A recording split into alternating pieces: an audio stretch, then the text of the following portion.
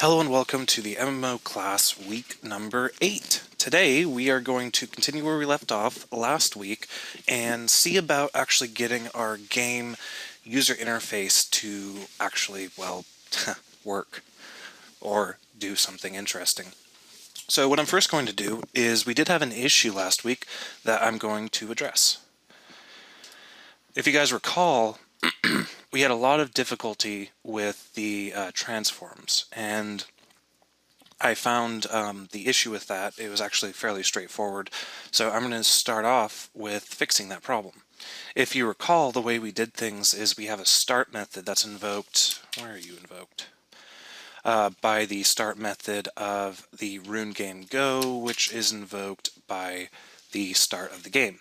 Now I'm going to leave this game.start method because I think it makes sense to have that be passed through the game board.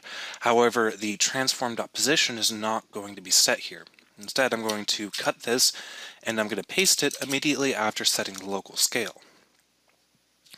However, this will reintroduce the problem that we had last week, where now you see that the actual game board, the slots are being not positioned correctly on the game board. So to fix that, we just have to do some simple math. When I add a slot, I'm going to, well, first of all, I'm going to set the local scale, then I'm going to set the parent transform, then I'm going to set the position. However, I'm going to modify the calculation we do right there and apply the scaling factor to that position. No, we set the parent first. Derp. Oh, come on. Why do you hate me so much?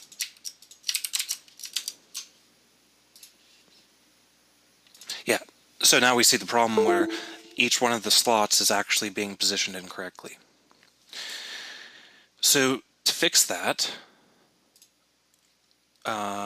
we need to, instead of setting the absolute position of the transform, we need to set the local position. And the local position will apply the parent transform to that. But if we look at the screen now, we see that only one of the runes, specifically the rune placed at 0, 0, is being placed correctly. All the other runes slots are actually being positioned way up there and way over there.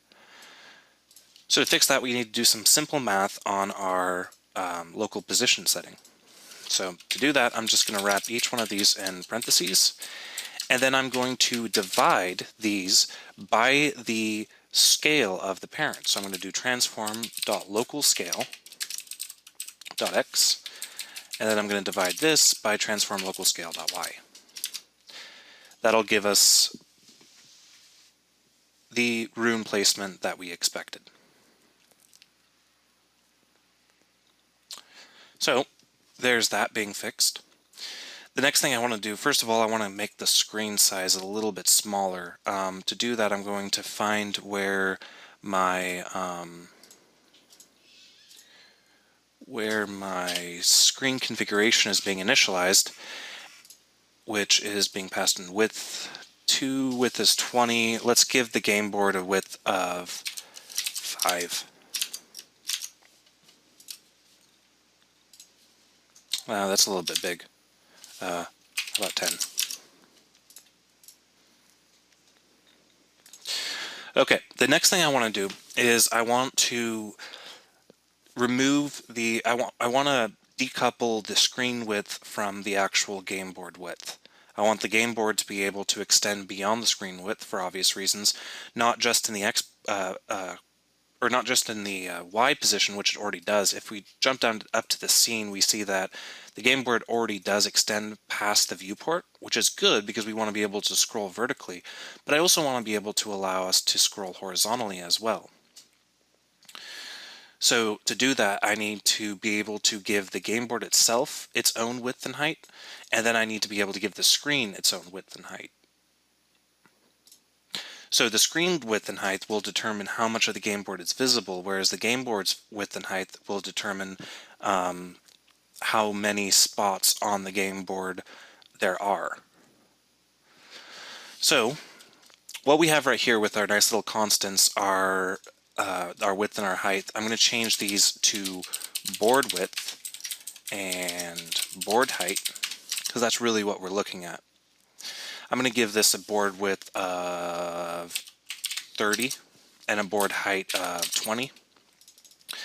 Now I need to be able to set the width of the visible area.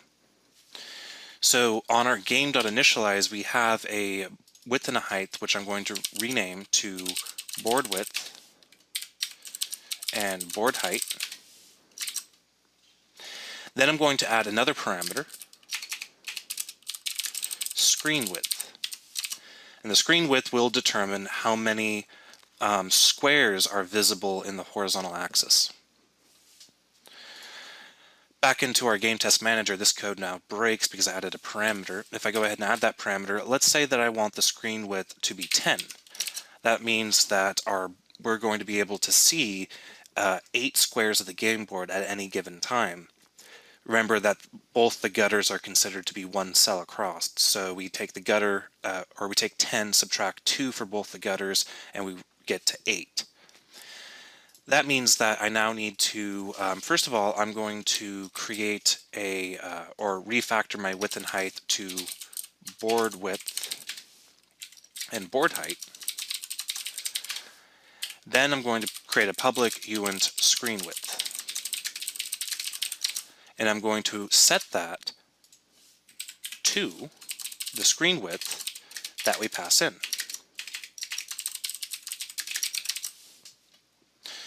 So now we've decoupled our parameters, but at the moment our screen configuration is still being passed board width plus 2. We don't want that. We want screen width plus 2. And we no longer want the plus 2 either. Well, blah, blah, blah. We can do it either way. I'm going to take off the plus 2 though, because now our screen width is completely decoupled from our board width and our board height. Now I'm going to quickly do a Shift-Alt F12 on my board width just to make sure that okay, so resharper shortcut for everyone, Alt-Shift F12, I use this all the time. It just gives you the usage of any given identifier. I just want to go ahead and verify that now that I've decoupled the concept of a board width with the screen width, I want to verify that all the other usages of the board width are correct. So this is a correct usage of board width. I don't have to change that to screen width. And this is also correct usage of board width, so I don't have to change that to screen width either. So that means I should be good. I should be able to hit play. And what do we get? Well, it looks like we got everything we wanted except for the gutter. The right gutter has a z-index that makes it appear behind the board width. I'm going to go ahead and fix that. The z-index of my game board itself, let's see what that is. That's 1. Now the z-index of my rune slot is something. It's a number. It's a number that I set somewhere. Here, I set it to 1. So let's go ahead and set the gutter z-index to, how about 20? So I'm going to go into gutter go. I'm going to find where I set its position, and then instead of setting its z-value to 0, I'm going to set this to -20. Keep in mind the camera is past the game board in the negative z-axis. So set this to -20 will make it appear above everything that's set to a value less than that. And that might have been a lie. Did I position the camera ahead? Something's totally borked here. Let's see what's going on. I'm going to set that back to 0, and then I'm going to inspect all my game objects to make sure I'm not doing anything stupid. So, let's see. If we look at our game is at 0, 0, 0, good. Our game board is at blah, blah, blah. So this allows me to move it left and right. This allows me to move it up and down, and it's set at a z of 1. The left gutter is set at a z of 0, and if I increase that or decrease that. So I want it to be negative. So if I go to the right gutter and decrease that, now that's correct. So let me figure out why my game board setting his position to -20 isn't actually working. And that could be because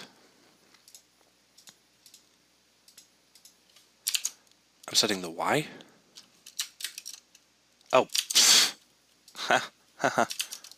I meant to do that.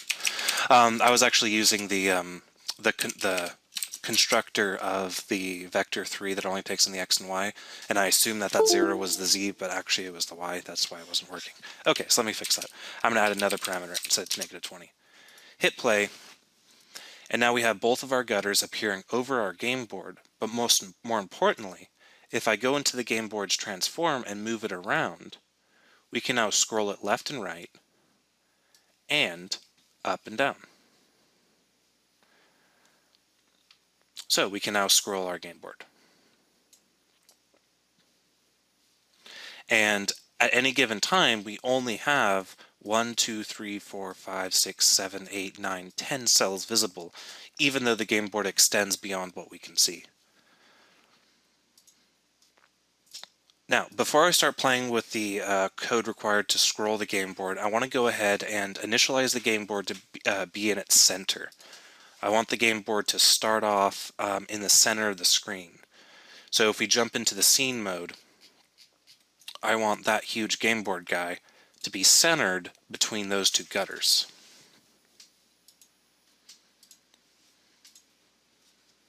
So with a little bit of math, we should be able to figure that out fairly easily.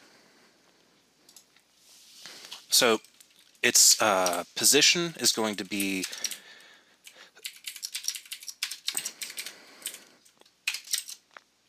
its position starts off with being transformed in the X position, a grid cell.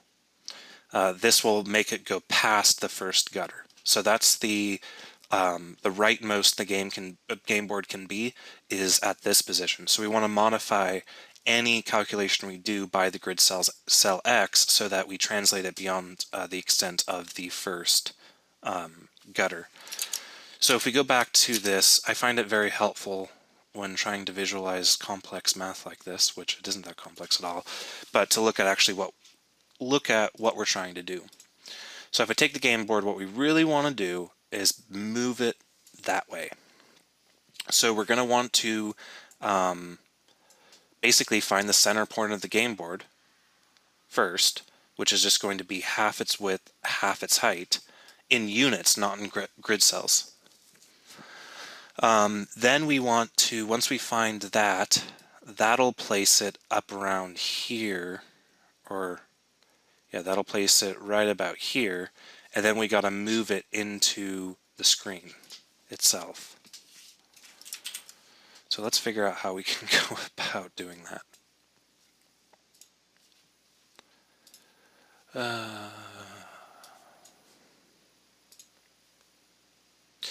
If you guys recall, by the way I set up all of the transforms and the math for this is that the game board right now is being positioned, so this would be the game board positioned at the origin. So that means the origin makes it grow up for Y and to the right for X, which makes enough sense. So we got to place it right about there. So let's see if I can do this in front of a bunch of people without being dumb. Let's first start off with getting the center position for the X, which is going to be the size. So what I'm going to do is I'm going to set the local scale before, because the local scale contains the calculation that determines the pixel size of the game board given its width in grid cell units. So center X is going to be local scale.x divided by 2. Center Y is going to be local scale.y divided by 2. And then if we were just to set this to center X and then center Y, what we would get is not exactly what we're looking for. Almost entirely not exactly what we're looking for. Yeah. So that jumps all the way up there, which is obviously not what we want, because that's the center point. So now we need to translate the center point down to... hold on, Unity's lagging really bad. I don't know what's wrong with that.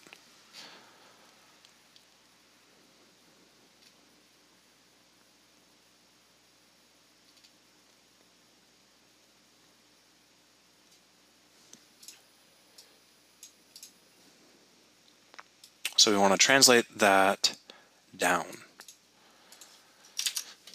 So let's just try to center it on the origin for now. Center it on the origin, all we need to do is take the negate both the x and the y center point, and that should translate it on the origin. But then we need to modify the x-axis by axis by our grid styles x. So if I went ahead and did plus negative center x, negative center y, let's see what happens. We get the game board almost positioned. However, we still need to modify the coordinates a little bit more. Let me go ahead and make this a little bit easier to visualize by taking my board width and bringing it down to maybe, because our screen width is 10, bring our board width down to 15 and our board height down to 15. That'll make it a little bit easier to visualize what's going on here.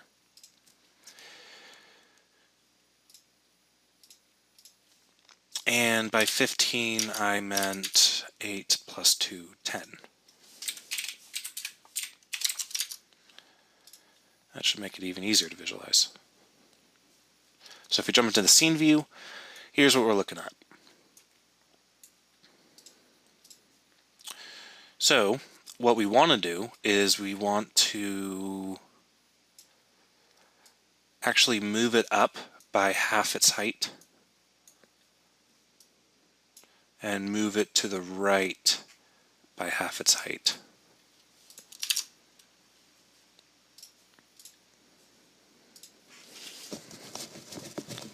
You guys can chime in if you see this faster than I do. It's difficult working under pressure like this.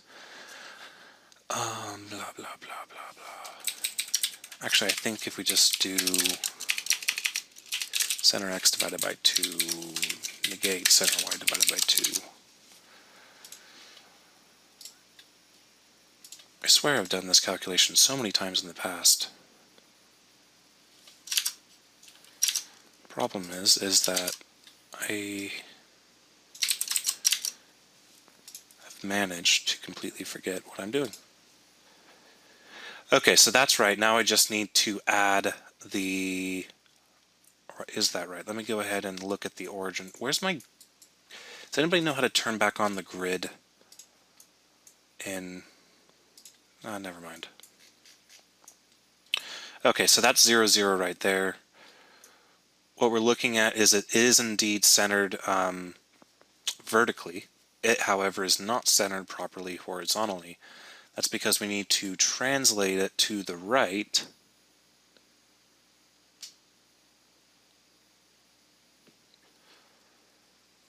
by a little bit. So we know the value is going to be negative.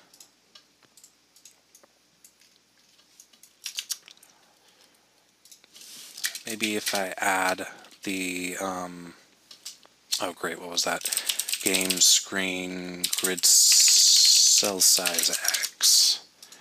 That'll push it to the right a little bit. Hopefully it'll push it to the right enough. No, that did not push it to the right enough. Let's see what we're doing wrong here. So the center Y is correct. Center X, however, is not correct. I think that could be because I'm negating the wrong thing.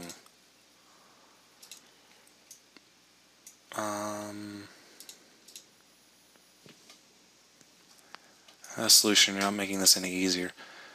This is actually really simple math that I've done millions of times before.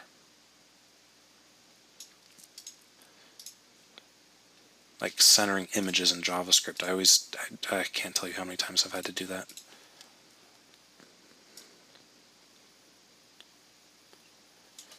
but I'm just not seeing it here.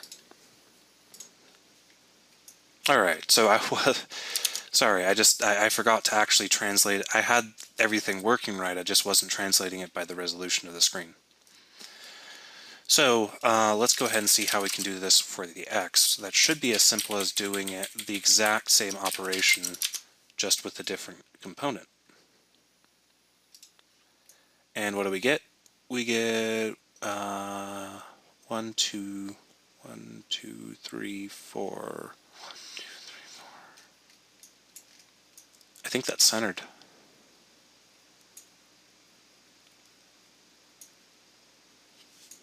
Let's go ahead and change some of the parameters to make sure that the edge cases are taken care of.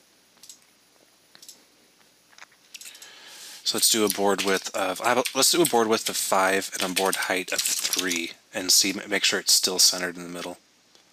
Yep, and it's still there. Needs a unit test. Oh, shut up. Okay, so that was horrible.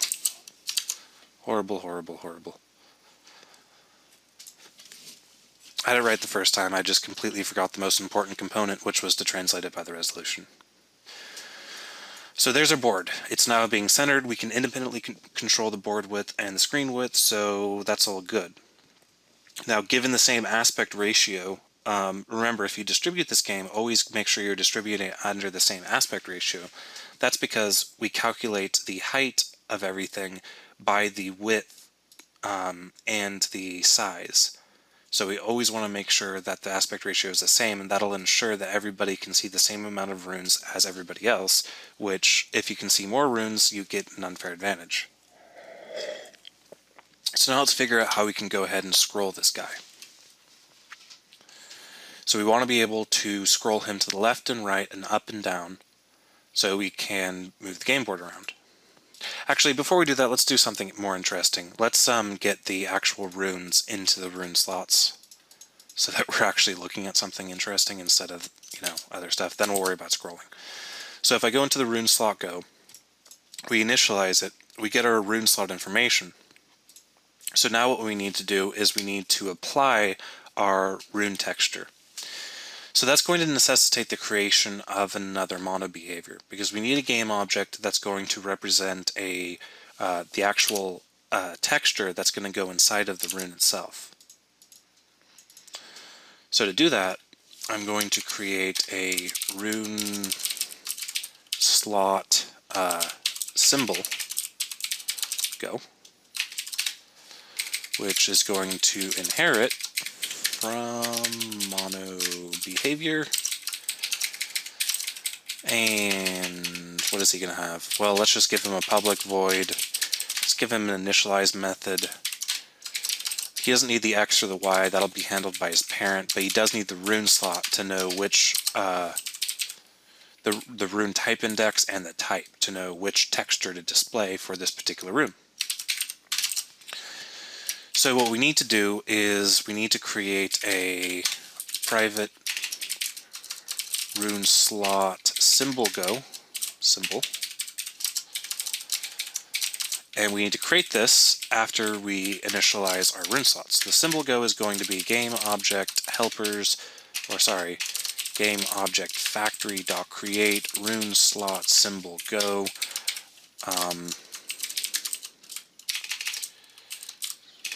symbol blah slot.id, and then we're going to initialize the slot with my game and the slot, but first we're going to set the transform parent to us, and then we need to set its the local scale, and the position should be. So after we do that, we should set the transform.position to a new vector 3 of 0, 0, 0, or sorry, local position to 0, 0, 0. And then we also need to set his local scale to 1, 1, 1.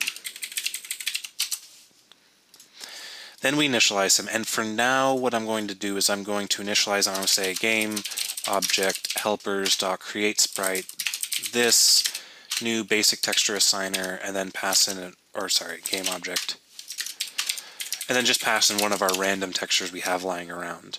Because I haven't written the code yet to do the sprite maps yet. So I'm just going to start off with, how about just rune symbols.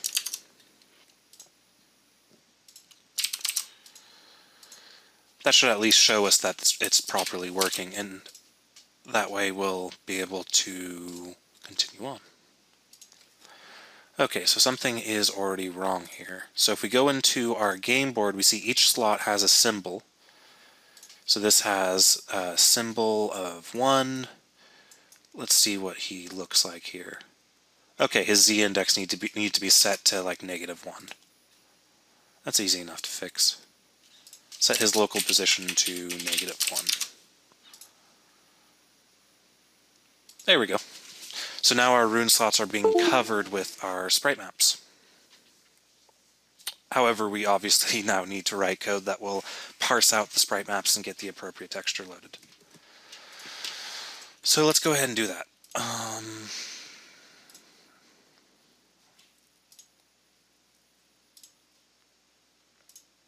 Where am I? Where is my thing? Here it is. So we have a basic texture assigner, but now we need a sprited texture assigner that loads a texture from a sprite map. So sprited texture assigner, and he's going to implement our texture assigner interface.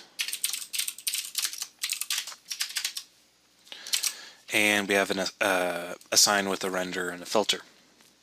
So the first thing we need to do is, what do we need in order to load a sprite? Well, first of all, we need the sprite map texture. Next up, we need the sprite that we're loading, his X position, and then his Y position. And then to make things easy, what I'm going to do is assume that all the sprite maps have similarly sized sprites. So the sprite X and the sprite Y are not going to be the pixel coordinates of the sprite. Instead, they're going to be which index in the X and Y position the sprite is located in. But to calculate that, we need to know the width and the height of each sprite.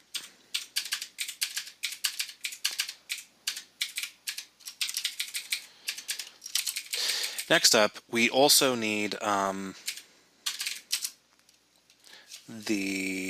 let's go ahead and just create a private read-only static dictionary of string and texture called texture cache.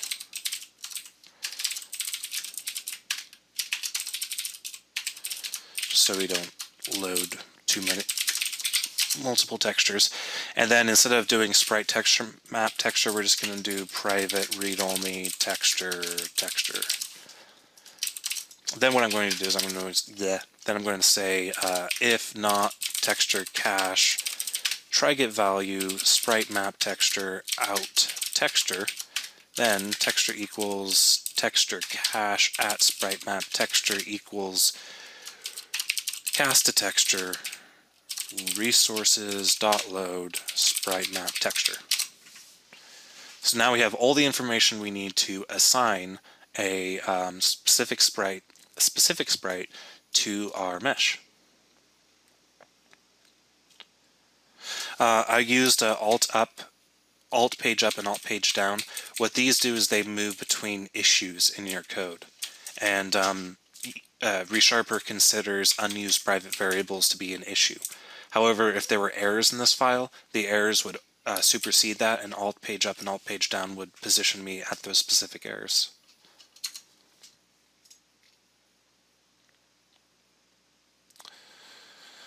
Okay, so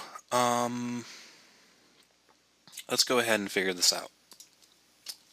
So we need to assign, basically all we're doing is, well, first of all, we're doing the same thing that the basic texture assigner does. We're setting the material's main texture, like that. But on top of that, we need to calculate our UVs.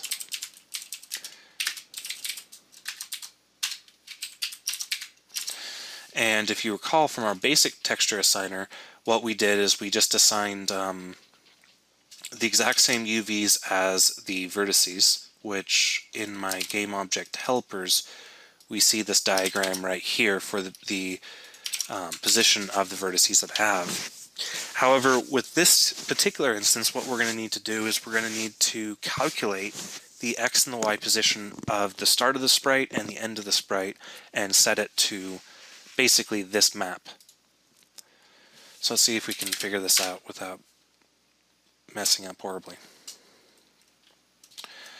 So the first thing we need is, we need our sprite X. The X position of the sprite X is going to be the cell position multiplied by the sprite width.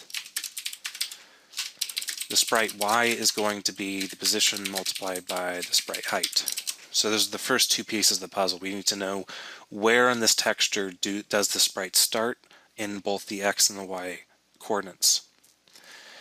So then what we do is this one should be, let's try this first.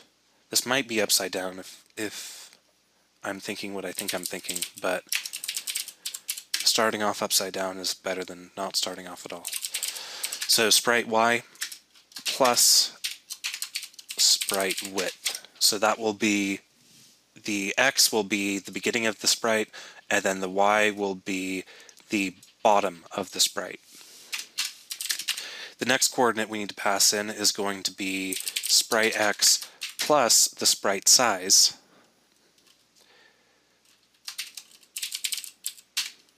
which will be the right of the sprite.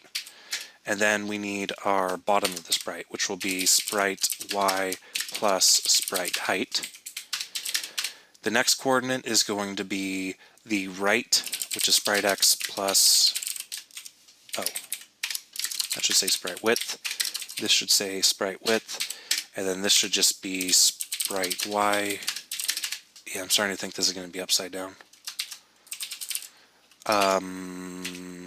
Sprite X, sprite Y. But if it's upside down, we'll fix it. So now we have our sprited texture assigner created.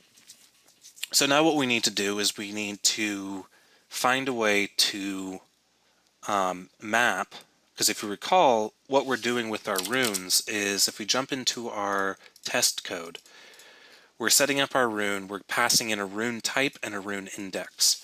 So what we need is a map between each type and each index to a texture assigner that has all the information it needs to pull out the sprite.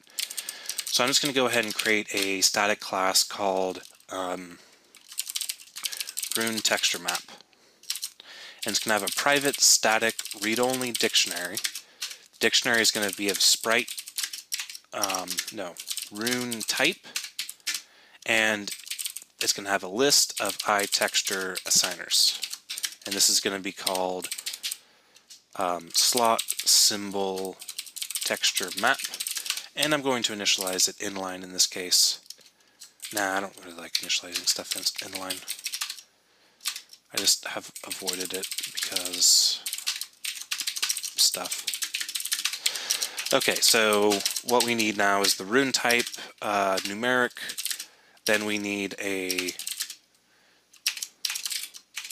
new list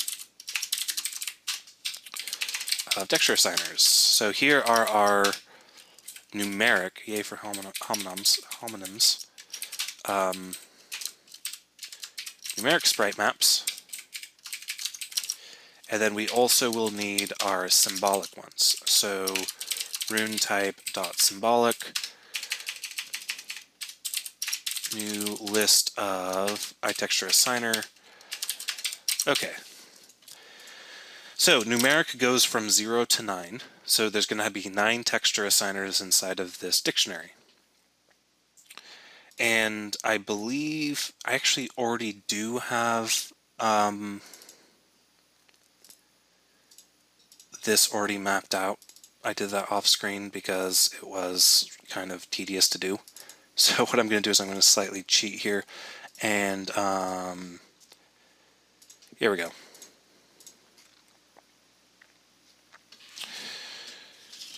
So I'm going to create a helper method called private static iTexture assigner numeric slot sprite with an int x and an int y. That's simply going to return a new sprited texture assigner. I'm going to pass in my rune. Which one do I want? Again, I think it's just going to be rune symbols. No. Rune numbers? Maybe. I think that's the one I want. Oh, shut up, Visual Studio. Okay, so rune numbers, X, Y, and then I already know the sprite width and the sprite height of this. They're 128 by 128. So now I can say, okay, so the 0 or the 1, the 0 ID is going to be that, and then the 1 is going to be 0, 3, and then I just have these coordinates already figured out because I didn't want to figure these out on screen. So that's going to be 1, 3, 2, 3, 3, 3, and just remember, these are the coordinates of the sprite sheet that these sprites appear on for these particular images that were created. So that was 3, 3, so then we're going to go 0, 2, then we're going to go 1, 2, then we're going to go 1, or 2, 2, 2, 3, or 3, 2. Wow. Numbers are hard. And then the 9 is going to be 0, 1. So this is 0, 1, 2, 3, 4, 5, 6, 7, 8, 9.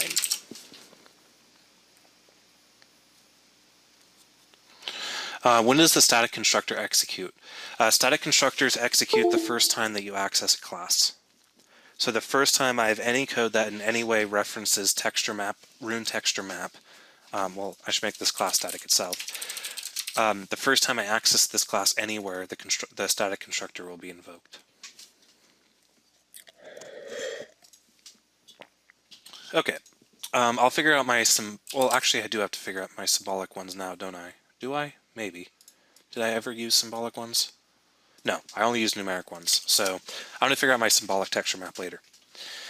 Next up, I'm going to have a public static method that returns an iTexture assigner for a particular number, or for a particular slot. So I'm going to say get slot assigner given a rune type and a uint type index. Then I'm simply going to return slot simple blah, blah, blah, blah, blah, blah. You get what I'm saying. And if any of this fails, well, that just means that if an exception gets thrown, that means that the slot didn't exist and you have a bug in your code. So now that I have a way to get a texture assigner for a particular slot, I can go jump down to my rune slot symbol go, and I can create a sprite, but instead of passing in a new basic texture assigner, I can pass in a rune texture map dot get slot assigner for slot.type and slot.type index.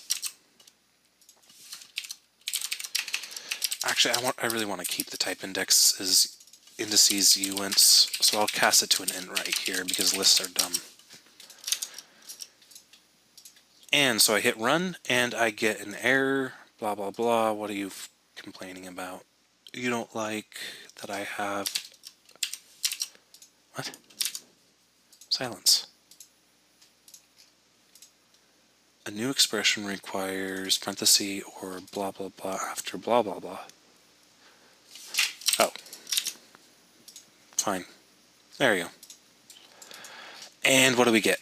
We get a whole lot of nothing.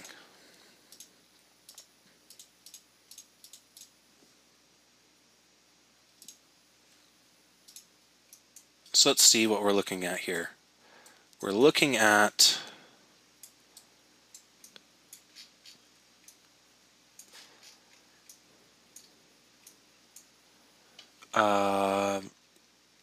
wow. We're looking at some UV miscalculations. If you guys can see really, really close up, I repeated the entire thing so many times. So there's a slight bug in my UV calculations. Let's go ahead and check that out. Yeah, that's a lot of runes. Yeah, try playing that game. You'd probably go insane. Okay, so I know the problem is somewhere inside my spread texture center where I initialize my UVs. So let's figure this out. We start off with sprite x and sprite x is sprite x multiplied by sprite width.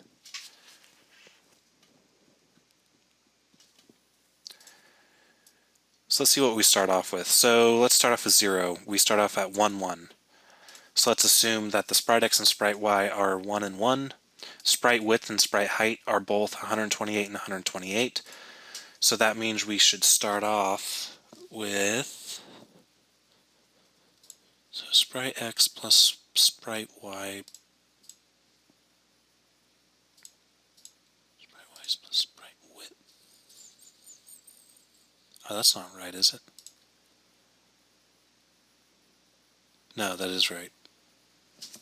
No, this should be sprite height. But that shouldn't change anything because they're both the same thing. Then sprite x plus sprite width. That should be fine. Sprite y plus sprite height. That should be fine. Sprite x plus sprite width. That should all be fine. Alright, well I'm going to go ahead and rethink this logic real fast.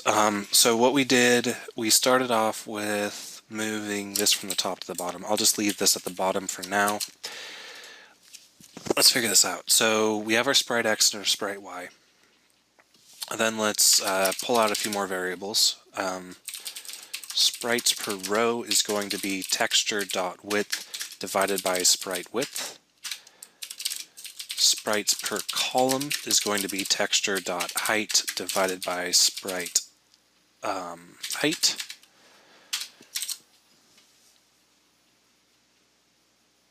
And then we need to figure out, oh yeah, wow, I'm horrible at this. We need to figure out a scaling factor, don't we? So I'm going to scale our sprites per row, our y scale, sprites per column, and then we can now figure out our sprite coordinates. So instead of doing this, we actually have to figure out our sprite x and our sprite y is actually not this. It's going to be sprite x multiplied by x scale, sprite y multiplied by y scale. And then our sprite size is actually going to be our x scale and our y scale. So instead of doing sprite width and sprite width there, we do x scale and x scale. Instead of doing sprite height and sprite height there, we do y scale and y scale. So now we should be scaling appropriately. Hey, look at that.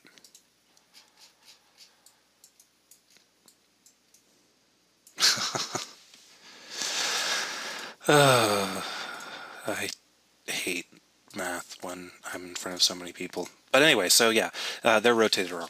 The reason they're rotated wrong is because I changed the winding order of my vertices, or not the winding order. You know what I'm saying.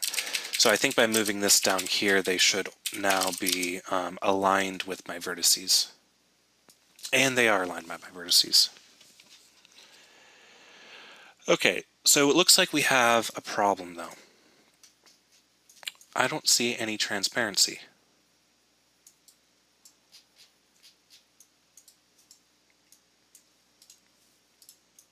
So let's figure out why I don't see any transparency. If I look at my material, why is sprite texture assigner down there? Go up there. Good. There.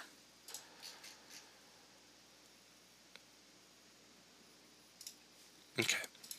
I think it's going to have something to do with my sprite material. I'm using unlit texture, but I should do transparent.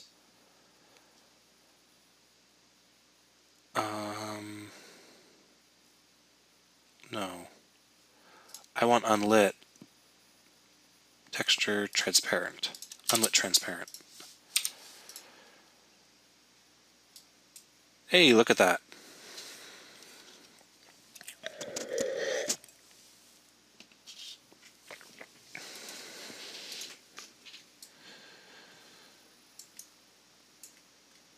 So there I got my transparency working, and everybody should be happy now. You guys are happy, right?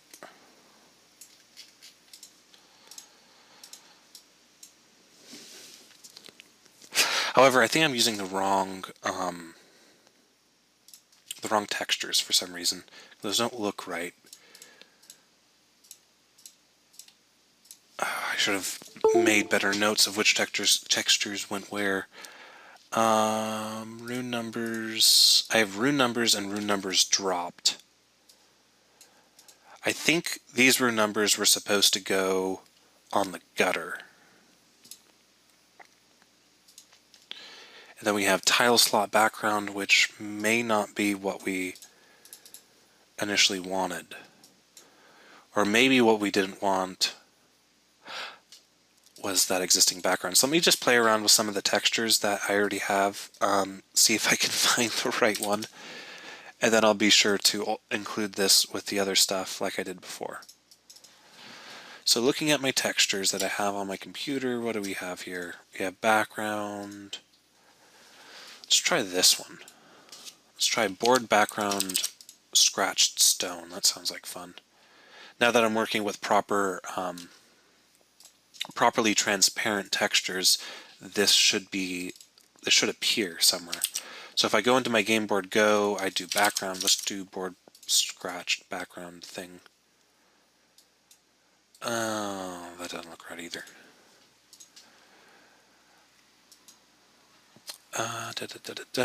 Give me 1 second. I'm going to go ahead and pause the video. Okay, so I just found the texture that I was missing. I needed rune number slots. So now if I jump back into my Unity C# project, jump into my rune texture map, and then change this to rune number slots. Then hit play. There we go. Okay, that looks like what I was wanting to get at.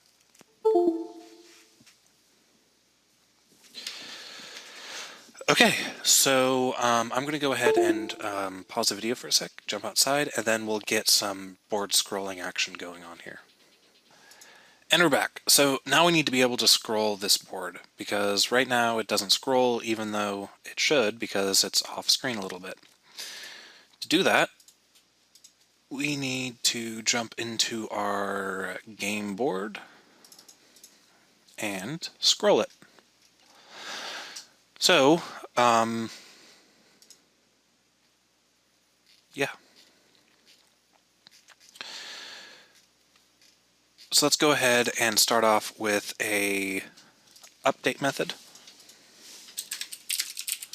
Seems like a sensible thing to do. And on the update method, we're going to have to identify if we need to start scrolling the board. And if we do, we need to track where the board is moving. We need to be able to calculate the maximum X and the maximum Y of the board so they can't scroll the board off the screen, and all of that stuff. No, I've already ranted enough about these stupid methods. I hate them.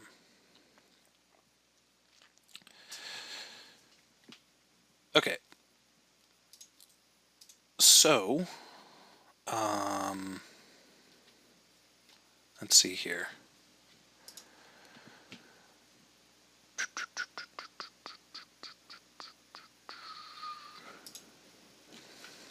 Let's go ahead and figure this out. First thing we need is the delta of, well, first thing we need to do is determine if the user is pressing down on the mouse. So I'm going to create a Boolean called isPanning. And isPanning is going to determine if the user is attempting to pan the board. On the start, I'm going to initialize isPanning to false. On update, I'm going to say if we are panning, then pan board. Or how about if we are panning and if input dot get mouse button we need to determine if they've released the mouse button. So if they've released the left mouse button, then we set is panning to false. If they have not released the left mouse button, then we need to pan the board. If we're not panning and the mouse button is down, then we need to set is panning to true. So that should seem straightforward enough.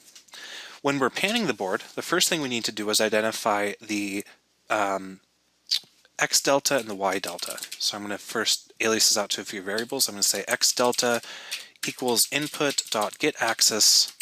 I'm going to pass in mouse x multiplied by a number. I want to transform this by a number. Let's start off with 5. Y delta equals input get axis mouse y multiplied by 5. And we can tweak those numbers later to get a better feel for our board. Now we need to move the board. So I can say transform.local position equals new vector 3, and then I pass in the transform local position dot x plus x delta, transform local position dot y plus y delta, and then transform local position z. Let's jump back into Unity and see if this works.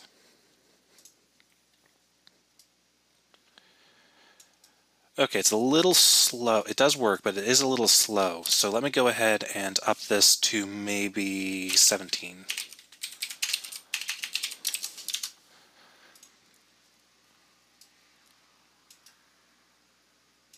That's a little fast.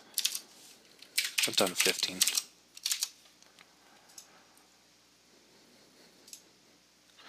No, it's not instantiating strings. Constant strings are never instantiated. Okay, so we are indeed panning the board. However, we can pan the board off the screen, which isn't ideal. So now we need to figure out what is the furthest in the x position that we can pan on both the min and the maximum of the x position, and what is the minimum y and the maximum y. And then we need to clamp the board to those positions. So I'm going to do that inside of the initialize. I'm going to create a private vector2 x clamp, private vector2 y clamp. Let's go ahead and see if we can calculate these correctly. Actually, before I calculate these, I'm going to start using them.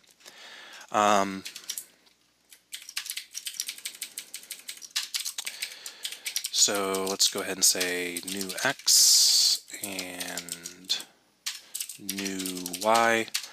Then I'm going to say, actually, I don't want those to be vectors 2s. I just want to go ahead and say, how about private float max x, private float max y, private float max, or min x, max y, private float min y. So then I want to say, if the new x is larger than the minimum x, or smaller than the minimum x, then new x equals minimum x. Else if new x is larger than the maximum x, then new x equals max x. So that will clamp our new position to the proper x coordinate. And then I'm going to do if new y is smaller than min y, new y equals min y, else if new y is greater than max y, new y equals max y.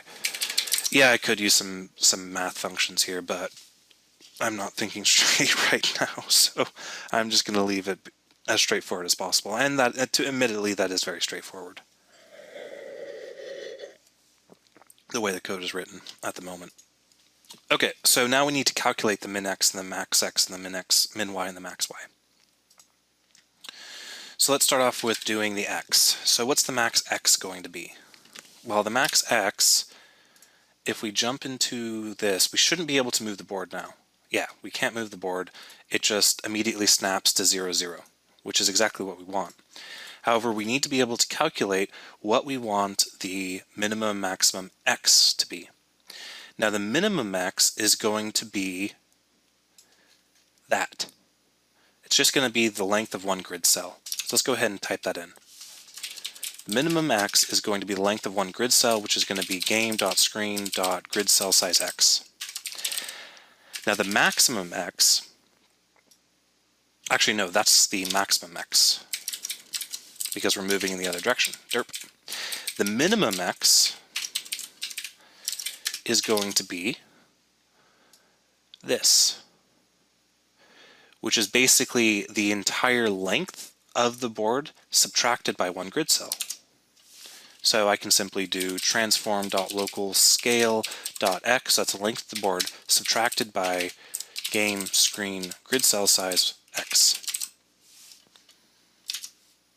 Now let's figure out the minimum y and the maximum y. This is going to be the, 0 is going to be the maximum y.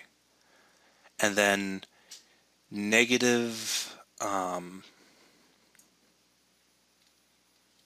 actually I think I got the x calculation wrong.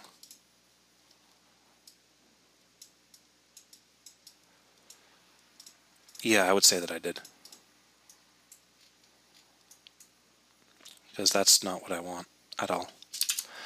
Let's just isolate the x calculation, or the x calculation for now, and figure that out first, and then we can calculate the y. Okay, so the x currently is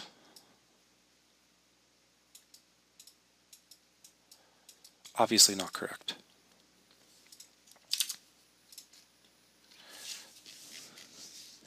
So the maximum x is the grid cell size x, which is correct. In fact, if I were to take off the min x calculation, this should clamp it to the appropriate position on the maximum x. And it does. Okay, the maximum x is correct. It's the minimum x that is having issues. So bring that code back and let's figure out what's going on here. If we look at the minimum x, oh, I commented that out, derp. Minimum x is causing some crazy stuff going on. So the minimum x should be, like I said before,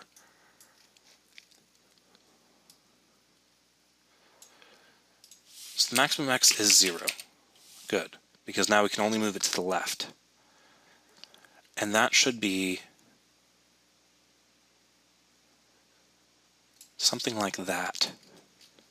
No, something like that, which is negative 650, which is about half of, we take our resolution, oh great. Okay. So the minimum x is going to be the negation of the width of the board minus one grid cell x. Then we need to translate it to the right by the resolution subtracted by 2 grid cells. So I do game.screen resolution x subtracted by 2 grid cells, which is going to be game screen grid cell size x times 2.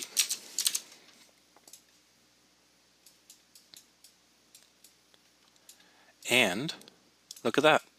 It's now working. Our minimum and maximum x values are appropriately clamping. No, they're not appropriately clamping. I think I'm off by 1 grid cell. I'm not.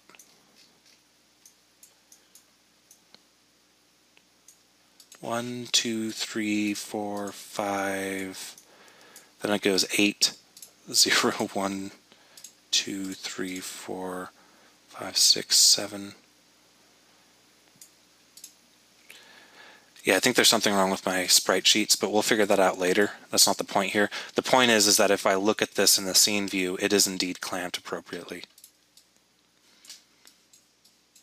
Okay, so everybody got that? Have I restored your faith in my capabilities of mathematics yet?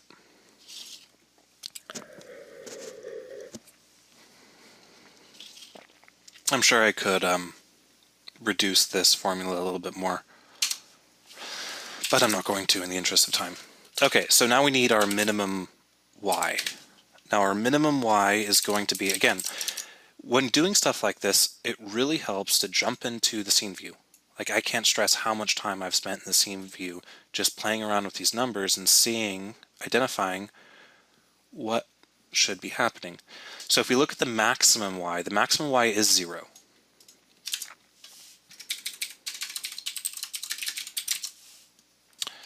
And let's go ahead and uncomment this out. Okay, so the maximum y is 0. Now the minimum y is going to be a negative number. Let's start off with just literally copying this. Now we don't have a gutter to worry about, so we can just go ahead and do that. Resolution y, grid scale y, blah, blah, blah. It seems like it's a sensible thing to do. Okay, so now we are off by 1 grid cell on the y in one direction. So the minimum y is off by 1 grid cell.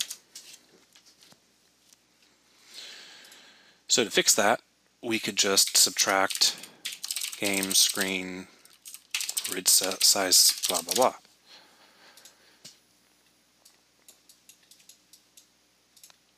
And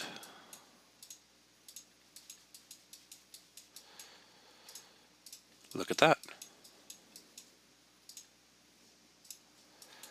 Now we are clamped to the width and the height of the board. So that's awesome. The last thing I want to do is make sure one of my edge cases, if the board width and board height is smaller than the screen width and the screen height, then I want to make sure this works. So let's do a board width of 4 and a board height of 4 and make sure we should not be able to pan this. And we can.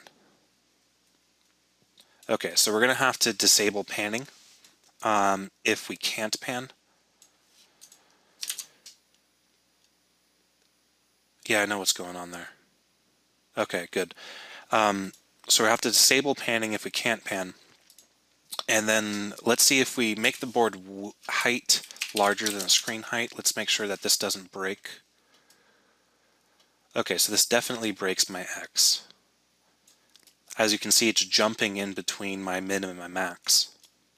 Although the Y panning continues to work properly, the X panning is very schizophrenic right now.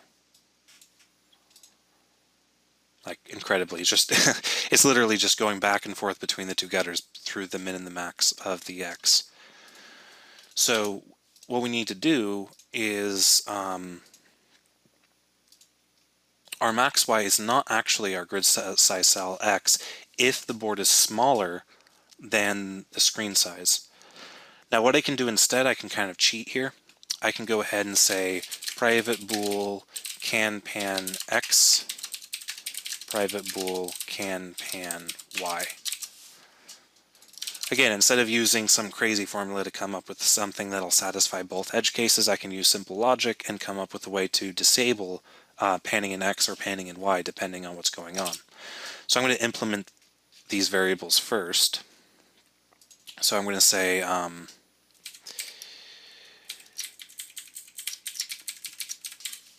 this new X equals plus equals blah blah blah. If can pan X, then do that. Blah blah blah, do that. New Y plus equals Y delta. If can pan Y, then do that. Okay, so now I should not be able to pan the board at all. Good. But now I have to come up with a way to identify if I should be able to pan in X or if I should be able to pan in Y. Doing that should be fairly straightforward. All I got to do is say if the game board is larger than the screen width minus 2, then we can pan an X. Then I can say if game board height is larger than the game dot screen grid size dot y, then can pan y equals true. Okay, here we go. So I can pan in y, but I cannot pan in x. Let's test an edge case right now. I'm going to try to make it so so right now my screen width is 10, so let's make my board width 8. And if I make my board width 8, I can still not pan an X. But if I made my board width 9, then I can pan an X, and it works just fine. Now let's do the other way around. If I make my board width 4, I shouldn't be able to pan, or my board height 4, but my board width 20, I shouldn't be able to pan in Y, but I should be able to pan in X. And that works just as expected. Now if I make them both larger than the screen, I should be able to pan in both axes, which I can. And if I were to make them smaller than the screen width and the screen height, then I shouldn't be able to pan either axis, which I can.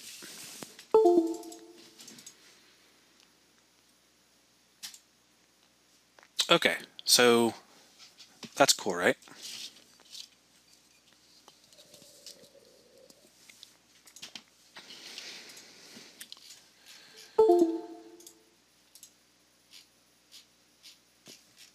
So basically here's our game board that we can now scroll in the X and Y position, which is exactly what we want.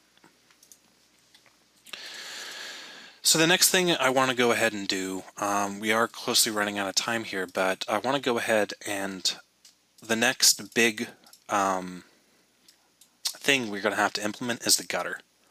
Now the gutter is going to be tricky because we're going to have to be able to scroll the gutter up and down, both gutters up and down, and we're going to be able to have to drag runes off the gutter and place them onto the board. So the first step is to actually get our, if you guys recall, I do have a rune game object. I need to initialize this and attach a texture to it and set its position appropriately. So if I look at my gutter go, you see that I do add the rune, I initialize it, then I set the transform.parent. I'm going to actually initialize it after setting the transform.parent so that we don't have to worry about certain calculations. Then what I'm going to do is I am going to do something. What am I going to do? Oh yeah, we need to figure out our textures for our runes. So if I go into my texture, my rune texture map, now we have our slot symbol texture map, but we don't have our rune texture maps for actual runes. So we need our rune sprites. So we have a numeric slot sprite. I'm going to copy and paste this and create a numeric rune sprite. And instead of pulling from rune number slots, I'm going to pull from rune numbers. I do believe that the rune numbers and the rune number slots are both the exact same. Let me make sure.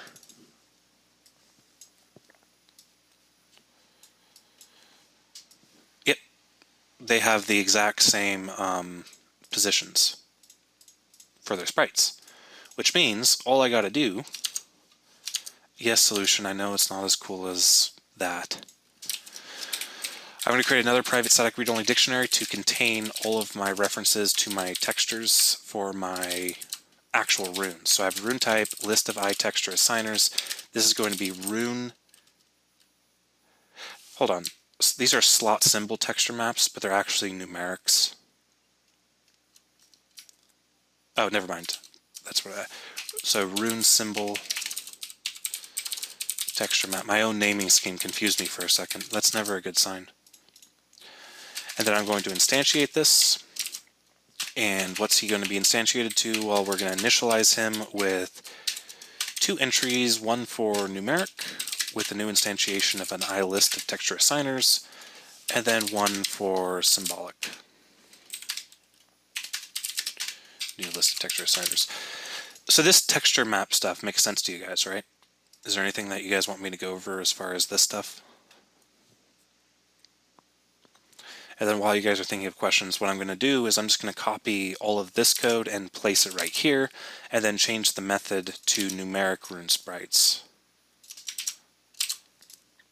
Because I believe the, like I said, the texture, it's the same sprite map, basically, just with different textures. So I can just copy and paste the coordinates I've already established. And I'm not worrying about symbolic runes yet. We'll worry about those later. Just because we have a lot more symbols than we do numbers. So it's easier to do it this way for now. So the next thing I need is a public static iTexture assigner get rune assigner, rune type uint type index, return, and then I can just do a rune symbol texture map of type at cast int type index. Whoops.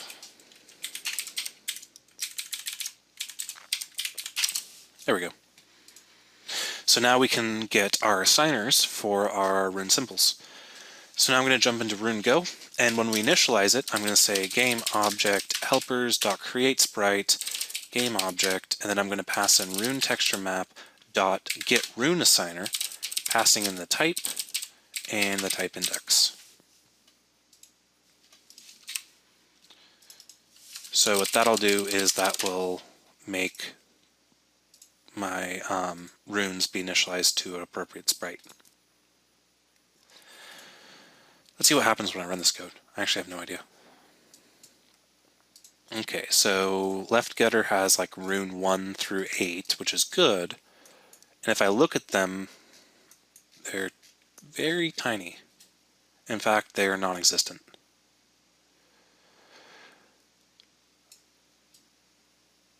There he is. Okay, so we need to figure out how to scale him, and we need to figure out how to position him.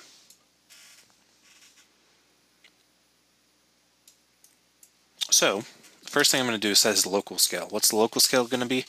I don't know yet. Let's figure this out. Transform.local scale equals new vector 3. I believe if I do 128 by 128 by 1, that should work, maybe?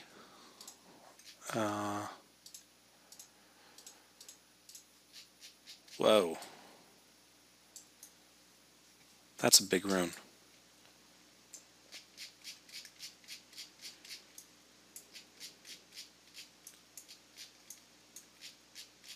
Yeah, that's obviously not what I'm looking for. Let's go ahead and... So his local scale, actually, his X scale should be 1, and his Y scale should be... Yes, it is an epic rune. His Y scale should be... Let's go ahead and get a reference to my game going. Because I'm pretty sure I'm going to need his screen configuration. Now his Y scale should be 1. His X scale should be 1. His Y scale should be the game dot. No, it's not screen, is it? No, it's rune game go. Again, my own naming conventions are starting to irritate me. So game.screen.grid cell size x divided by transform.parent.local scale.x. And by that I mean y. Shut up, solution. Oh, and I need to pass the game into the add rune method, so I can just do rune game.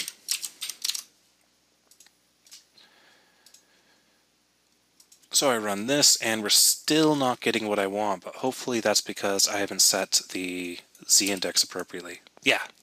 Yep. We have a rune. And it's properly sized. But the problem is I never set the transform to have an appropriate z-index. So let's figure out what the local scale is, or the local position is going to be. The local position is going to be transform.localPosition equals new vector 3. The x is always going to be 0. Now the y is going to be the rune's position in the gutter. So we need to know which index of a rune this is. Because we need to know that, I'm actually going to move all of this calculation out of the rune go and place it in the gutter go.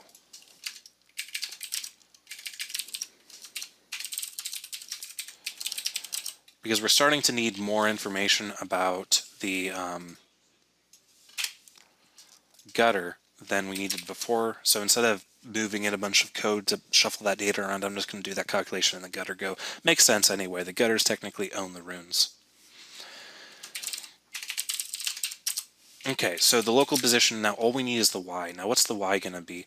Well, it's going to be the index that the rune is in the runes array. So I can say runes dot length or count, and I multiply that by rune game dot screen dot grid cell size dot y, and then give it a z-index of, how about -10?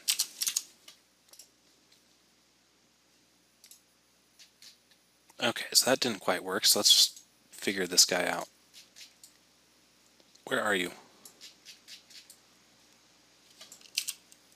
I know you're somewhere. Show yourself.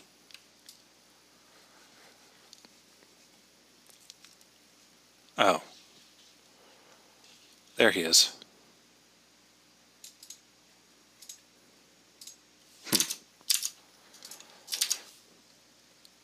Local position is not being set right. Let's go back to the game board. I'm going to jump back in the game board and check which order we did stuff. We did local scale, parent, then local position. So let's repeat that order just so I can stop confusing myself. Okay, local scale, parent, local position.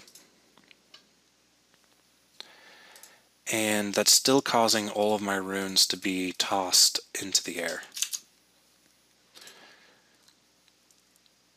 So that means that we should do the same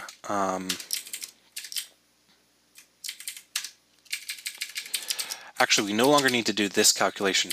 Okay, I see what we're doing. We now need to do that calculation right here. And what do we get? We still can't see anything, but I have a feeling that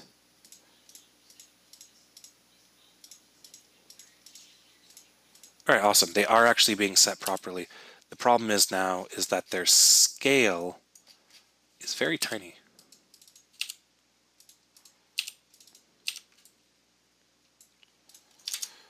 What's wrong with their scale? The scale needs to be set to 128, and then no, grid cell size X and grid cell size Y, and 1.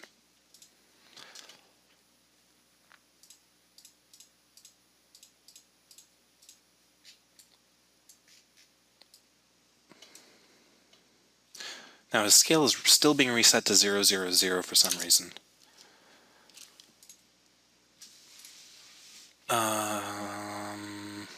Am I resetting his scale anywhere else? I don't think so.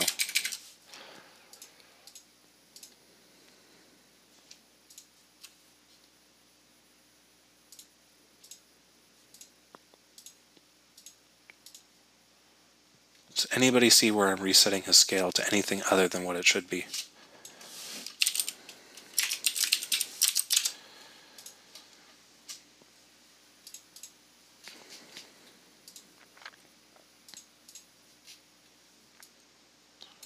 Scale keeps on being set to 0.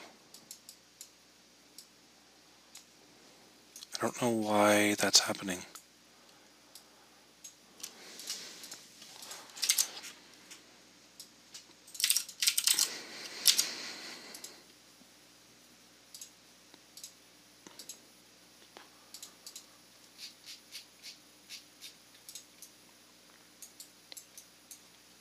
Okay, so then let's take that, divide that by that. So the local scale is going to be 1 in the X direction because we want to take up the whole width of the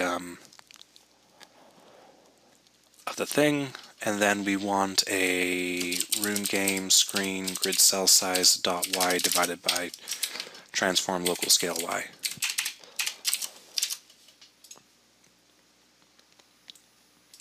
And now if we take a look at it, hey look, there are runes.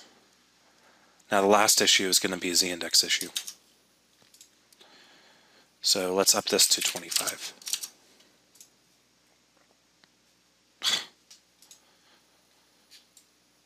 I just think Unity hates me. Okay, let's figure out what does his z-index need to be in order for him to appear.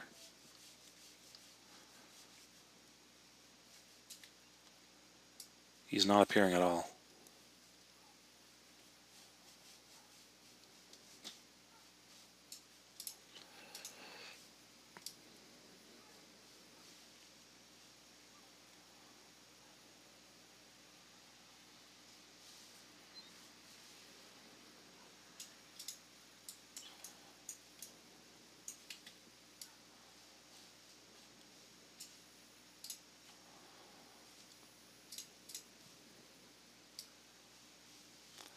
It's like a Z is entirely clamped to the position of the thing. Okay, so what I'm going to do is I'm going to then do rune go transform dot position equals new vector 3 rune go transform position x rune go transform position y and a z of negative 25.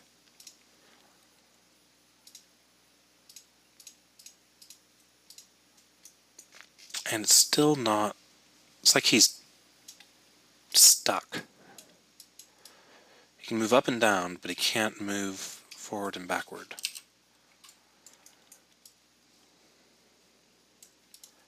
Camera depth? No, it shouldn't be the camera depth. It has to be something is wrong with the way that he's parented. Oh, you know what? My gutter goes are not being scaled to 1. So let's go ahead and scale my gutter go to 1. They had a scale set to 0, which is going to cause problems. Yep, there's our runes.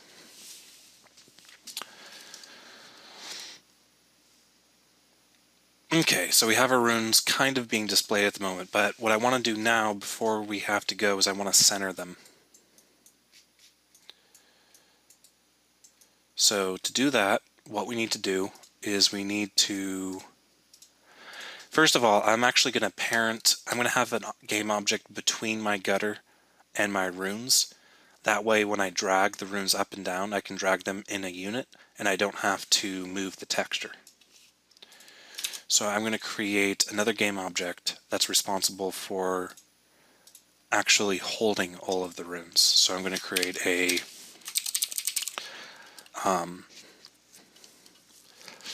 gutter rune or gutter inner go. He's going to be a mono behavior, and his responsibility right now is simply going to be a game object that's going to be sit between my gutter and my runes. So I'm going to create a private gutter inner go. Then I'm going to instantiate that right here. Game object helpers, or sorry, game object factory dot create gutter inner go. I'm going to set this to a name of inner, and then I'm going to parent him to me.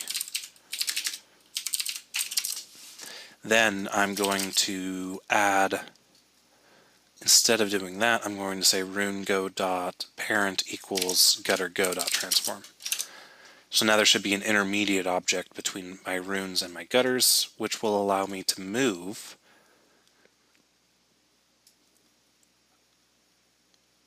them up and down without affecting the background.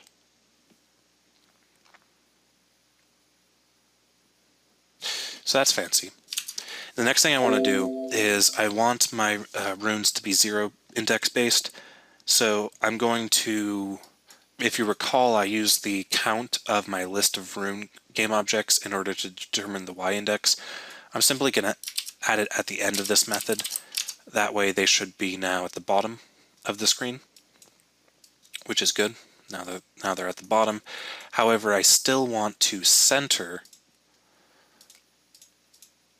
my inner with the parent. So I want it to appear like that. So to center it, I just need to take half of the size of the gutter and half of the size of the resolution Y and subtract them.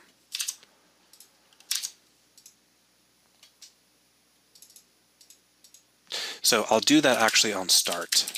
So I'm going to add a start method, or start game method, to my gutter go. I'm going to jump into my game board. Actually, did I really make a method called start down here? Isn't that a Unity method? Wow. Okay, this guy's being renamed to start game.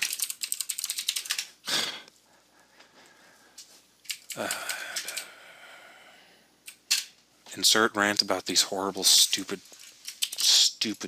methods. Okay, so that's being refactored to start game. Then my gutters are also going to be started. So I'm simply going to say for each var gutter in gutters, gutter values start game.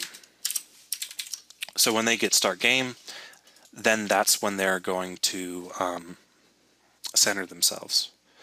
So I'm going to say inner, or what did I call that?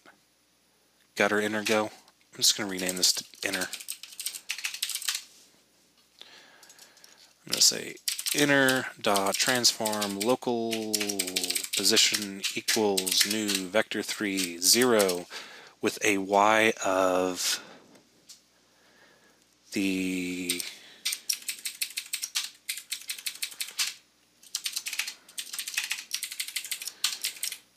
and a Z of 0.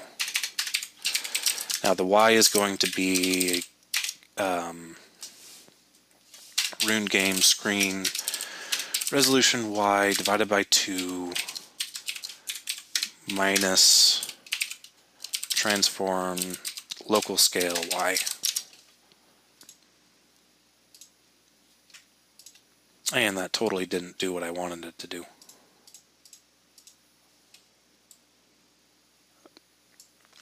Oh, then I have to also translate this by my transform local scale Y.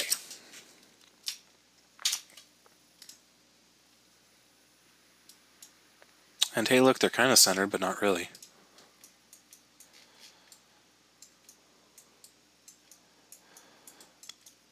So close.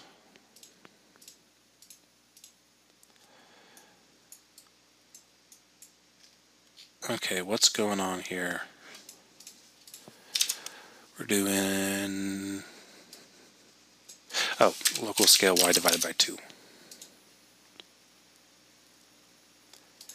And they're even less centered than they were before. In fact, I think I just did a fancy, a really fancy way of resetting their position to what they were before. So I'm going to, I believe actually this is reversed.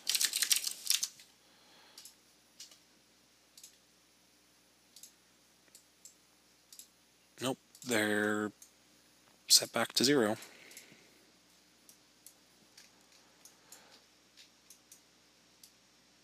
Oh, of course they're set back to 0 because local scale.y is the same as screen resolution y. Derp.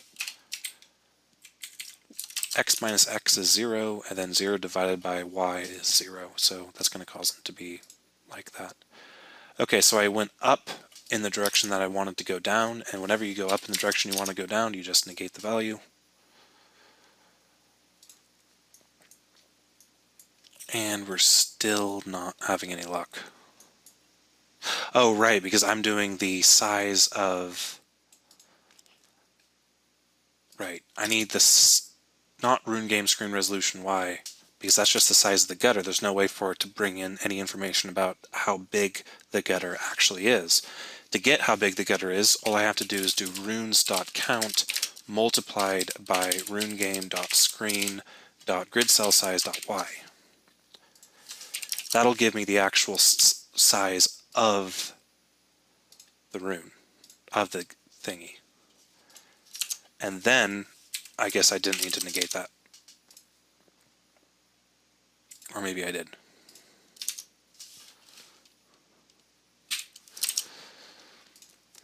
Extract variables. Okay, well this is the size or height of gutter. Or not the height of gutter, the height of inner. Then I need to take this, I need to divide it in half, which gives me half its size. Then I need to subtract it by the rune game screen resolution y divided by 2. So I was kind of right the first time.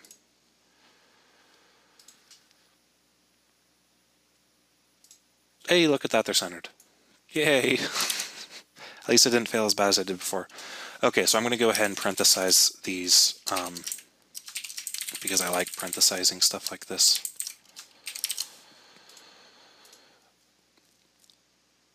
Wait a sec, I just totally botched the order of operations there. There we go. That looks better, right?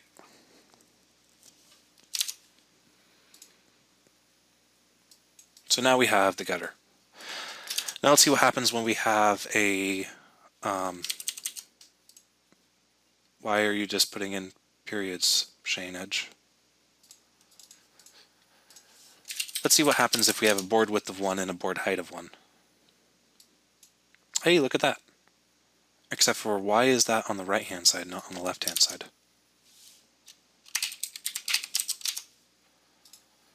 Ah, okay. Well, there we go. And then if we went and set a board height of 100 and a board width of 100 and board height of 100, what do we get? We get a very laggy Unity.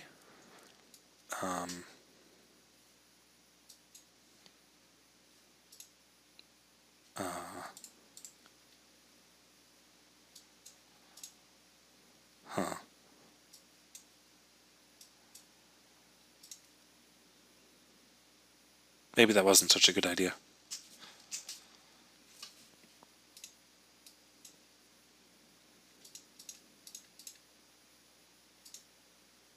Yeah, that wasn't a good idea. I'm just going to kill Unity.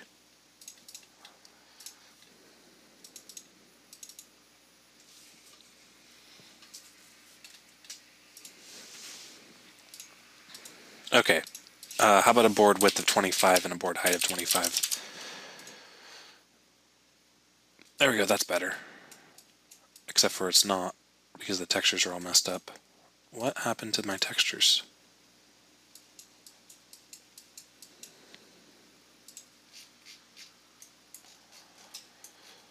Okay, I don't know if that's my GPU messing up, or if I'm having some sort of conflict with GoToMeeting. Yeah, I think that's just my Unity messing up, because it was working before just fine. Ooh, except for if I didn't actually save the change I made to my sprite material. Yep, it's still unlit texture. I want this to be unlit texture transparent. There we go. So let's do, how about 30 by 30 with a board height of, board width of 20.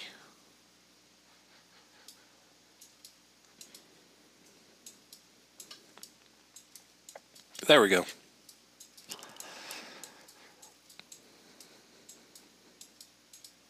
Try playing that. But the point is that all of my centering logic is working appropriately. I'm now getting a board that I can pan left and right, up and down. I can now configurize all of my different options for screen width and screen height. I now have a gutter where I can now place all my runes on the left-hand side, so everything is going pretty good. Let's drop this back down to 6 with a board width of 5 and a board height of 5.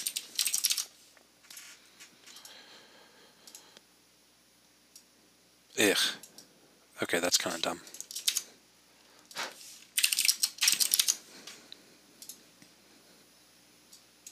There we go. That's sensible.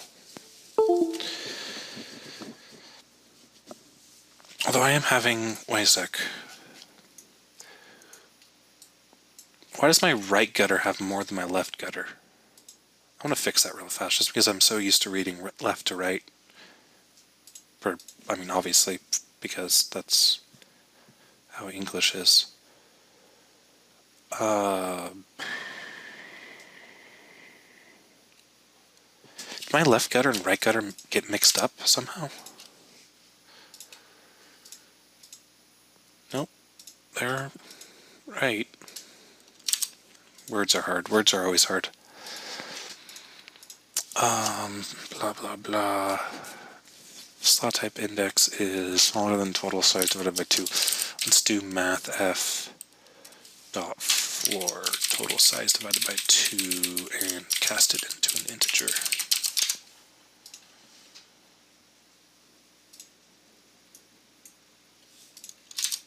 Let's do math f dot ceiling total size divided by 2 and cast it into an integer. Whatever. I'll figure that out later. It's not important. The important bit is that we did what we set out to do today.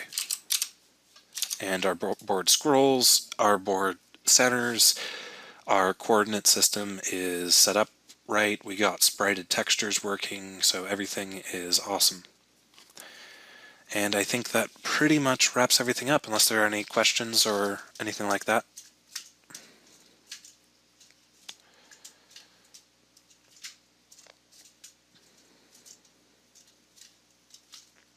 Alrighty, so I guess I will see all you future people later.